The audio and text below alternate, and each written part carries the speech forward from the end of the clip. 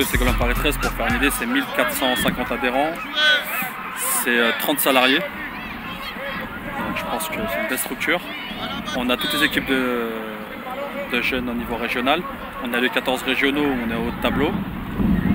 En senior, la 1, donc en DH, on est 3e à l'heure actuelle. On joue la montée en National 3. Donc voilà, l'objectif du club, c'est chaque année, c'est de progresser, de mettre les équipes le plus possible, en sachant bien sûr qu'on a des grandes difficultés au niveau des structures. Comme vous voyez, on a beaucoup d'enfants sur le terrain, on manque d'installation, mais malgré ça, on est quand même, je crois, le 3e club de France au niveau d'adhérents. Donc on essaie de optimiser tous les espaces qu'on a. Donc comme vous avez vu là-bas, il y a un terrain au fond où on met des petits aussi dessus, parce qu'on veut quand même essayer de donner des bonnes conditions aux gamins, parce que c'est l'avenir du club. Et après, on essaie de s'appuyer sur des enfants qui étaient au club, qu'on les forme en leur passant des diplômes. Par exemple, au niveau du club, beaucoup d'entraîneurs des équipes, c'est des clubs, des éducateurs qui sont là depuis 10-15 ans déjà. Donc on évite de prendre des entraîneurs des autres clubs. Donc j'aimerais qu'on mate essentiellement, c'est l'esprit du club. Le côté agressif mais dans le bon terme, où ils se battent pour le maillot et pour les valeurs du club.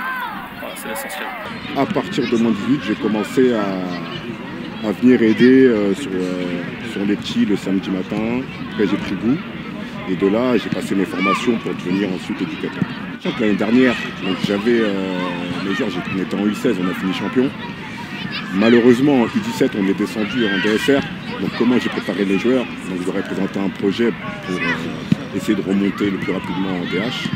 Donc c'est comme ça que je les ai préparés, je leur ai fixé l'objectif qui était de remonter en DH. L'état d'esprit des joueurs, donc cette année, c'est des joueurs, en sachant qu'ils se connaissent depuis 3-4 ans la plupart.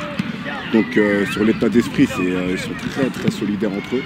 Donc leur présenter ce projet-là, ils ont tout de suite répondu présent, sachant que j'ai pas perdu beaucoup de joueurs.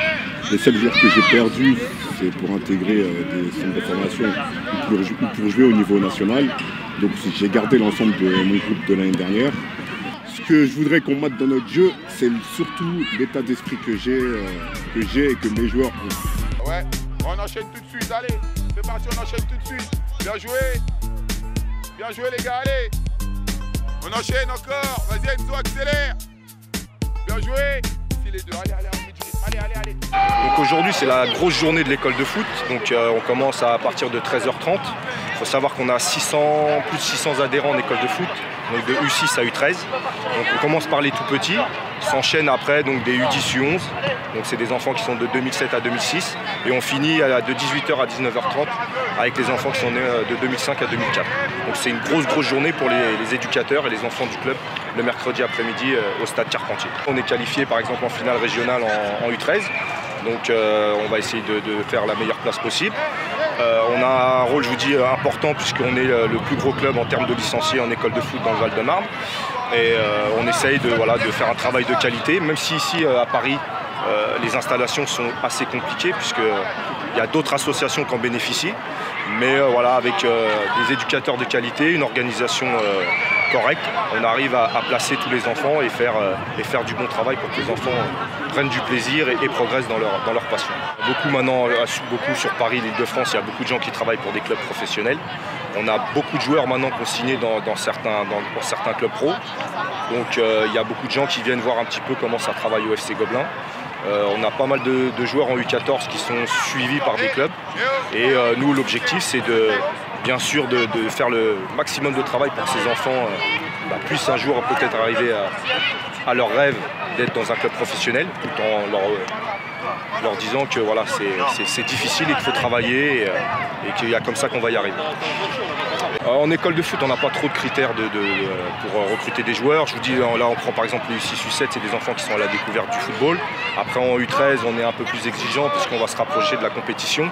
Donc là, on fait un peu de recrutement avec des détections. On voit un petit peu ce qui se passe. Et l'objectif, en fait, c'est de garder nos jeunes, donc les fidéliser au club. Donc on organise des stages pendant les vacances, des tournois un petit peu en province, à l'extérieur, pour pouvoir qu'ils voient autre chose un petit peu que Paris. Et en même temps, ça donne aussi une bonne image du club et que ça voilà, qu'ils aient envie de rester le plus longtemps possible au sein du FC Gobelins. Un club qui, je pense, est en pleine évolution dans les années à venir. Alors je voudrais qu'on mette dans le jeu du FC Gobelins tout ce qui est l'aspect technique, puisqu'on a tous comme référence les gros clubs comme le Barça, le Real, des clubs qui jouent. Donc c'est un petit peu l'objectif de tous les éducateurs du club, même si après, quand on rentre dans la compétition, il y a des objectifs qui sont le résultat. Donc des fois, on est obligé de passer sur certaines choses.